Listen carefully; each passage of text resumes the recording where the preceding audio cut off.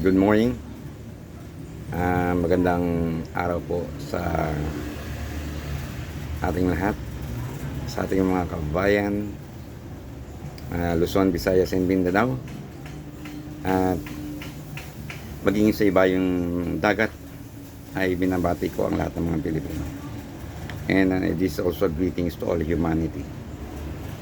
Well, tayo po ay andito ngayon. Punto por punto po tayo ang pag-uusapan natin. Pag-usapan naman po natin ang ating kagalang-galang na Senate President, si Cheese. Hello, Sir Cheese. No? At ito po ito isang istorya. No? Yung magulang, inutusan yung kanyang anak. No? Sabihin natin inutusan siya na maglinis o ano pa mang magluto o ano man, no? Ito naging sagot ng anak. Tay, bakit si Pedro inutusan mo kahapon? Hindi ka naman niya agad sinunod. Bakit si Juan inutusan mo? Ang tagal bago niya ginawa. Bakit si Maria hindi naglilinis? Bakit si ganito? Hindi niya inasikaso yung ganito. Naintindihan niyo? So, ang tawag doon irresponsable, no? Na hinahanap niya yung gawain ng ibang tao. Ang tawag doon is wala kang sariling disposisyon sa buhay, no? Wala kang sariling pag-iisip, no? Kapag ang isang tao ikinukumpara niya yung sarili niya sa ibang tao, medyo hindi magandang karakter po yung gano'n, no? Ngayon, ang isang responsableng tao dapat he should act according to the present situation and not comparing other people, not comparing other events, na bakit kesyo si ganito, bakit kesyo si ganon, bakit kesyo.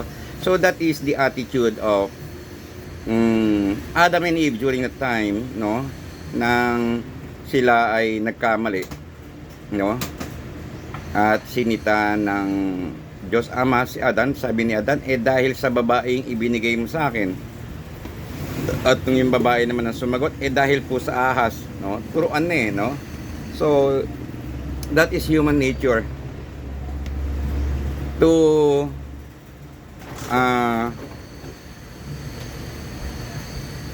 look for others' mistakes, no?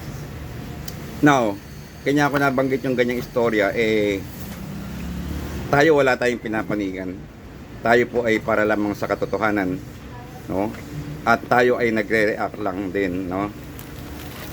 At sana makatulong ito sa lahat ng tao, yung taking responsibility. Nung nagpatawag ng, alam niyo, mahiling magpatawag ng conference si kagalang-galang na Senate President Chis Escudero, nakakita naman natin ang kanyang mga naging sagot, no?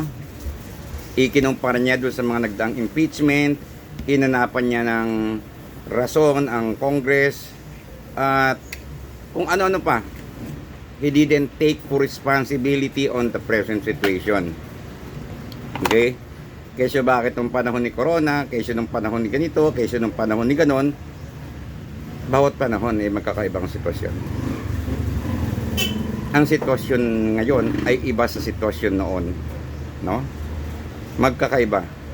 Ang ebidensya noon ay iba sa ebidensya ngayon. Ang mga taong gumaganap ngayon ay iba sa mga taong gumanap noon. Hindi mo pwedeng ikumpara yung sarili mo.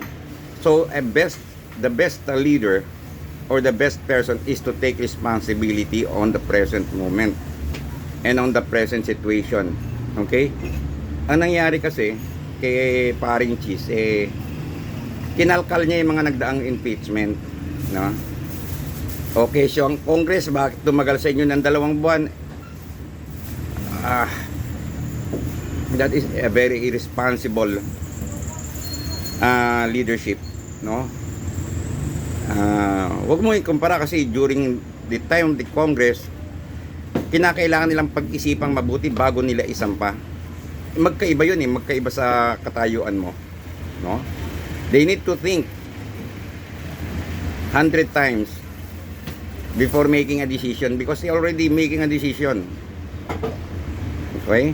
Ikukumpara mo na bakit nagtagal sa kanila ng 2 buwan. Natural, pinag-isipan nila mabuti yan. Di ba? So, huwag ganon. Di ba? So, iba yung katayuan ng Congress, iba yung katayuan mo. So, pinag-isipan nila, pero habang nag-iisip sila, may ginagawa na sila, di ba? Gumagawa sila, makikita mo naman siguro sa Quadcom, yung trabahong ginampanan nila hindi biro. Bakit sasabihin mo tumagal? Natural. Ginathered nila lahat ng information, ng facts. At ayaw nila magkamali sila. Anong gusto mo? Diba? Kasi sila yung maghahanda ikaw tatanggap ka na lang. Sila yung nagtrabaho. Diba? Maling ikumpara. At kayso sasabihin ni kagalang-galang na Senate President na si Bonggalong anti-Duterte yan, no? So nag-identify pa siya ng mga congressman. A very very irresponsible character and irresponsible attitude of a leader. We should not say that they are pro Duterte or pro PBBM. They are pro truth. Doon sila sa katotohanan. Walang personalidad tayong pag-uusapan dito. Sila Bonggalong, hindi ko masasabing sila ay anti-Duterte o sila Carpio. Hindi. Doon sila ay para sa katotohanan. To seek the truth, and the truth shall set us free. Ayan, maging si Sarah ay makakalaya pag lumabas ang lahat ng katotohanan. Ayaw ba nating malaman ng katotohanan?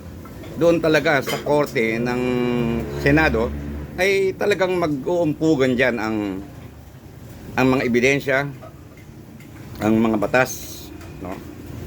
Para lumabas ang katotohanan. Pero if you want to kill justice or suppress justice, so what are you doing? Why comparing yourself to others?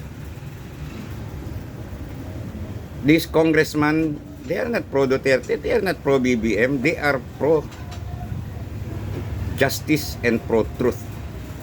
I don't look at them as pro Duterte, pro BBM, no. Lumalabas tuloy sa salita mo, ikaw yung tilang may pro. Diba? Huwag naman ganoon, diba? Don't compare yourself to others. That is a bad precedent of a future more higher position or leadership. Di paano pag ikaw ay naupo na Vice President or President of the Philippines? Turo ka ng turo, no? Sisi ka ng sisi. Kanya yun ang kagandahan sa ating Pangulong President Bongbong Marcos. Wala siyang sinisi. He doesn't blame anyone. He is just working. Hindi na nga halos gumagante. Yeah. So, that is a sign of a good leader. He is not a weak leader. He is a strong leader. Hindi siya nagkukwento lang at nangangako na mag-jet ski, no? Susugod sa Spratly Islands. Hindi siya ganun. Pero makikita mo yung mga decision making niya. Ngayon nga, ano sabi ng mga Duterte camp? Si BBM daw naghahanda para ibagsak ang martial law. Wow. Kala ko ba weak leader?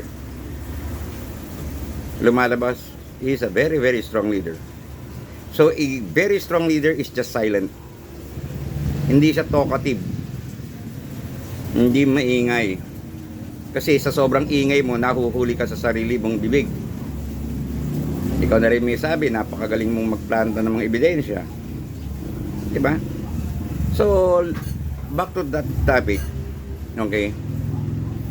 At maging itong yung bagong si Attorney Claire, no?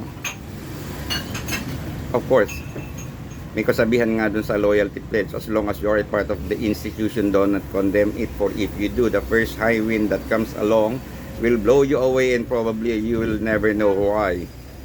So, Attorney Claire is in the institution. He belongs to the institution. She needs to protect the institution. And that's the rule. She needs to defend, because